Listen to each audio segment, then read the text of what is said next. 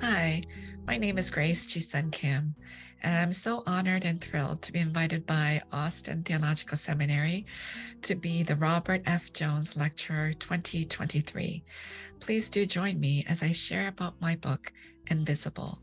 It's an exploration of how Asian American women in particular are made invisible within the white dominant society. It is important to understand that racism has been viewed in black and white terms, which continues to make Asian American women invisible. This book becomes a tool to understand how others in society are marginalized due to their ableism, their income, their orientation, or their identity. So many people are made invisible. I do work towards a theology of visibility, which helps to empower those who have been made invisible within society.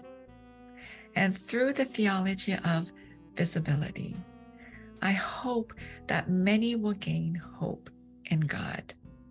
Hope is a gift from God, and it becomes an anchor for those who believe, that it will give us an anchor to work towards justice, racial justice, gender justice, climate justice, economic justice.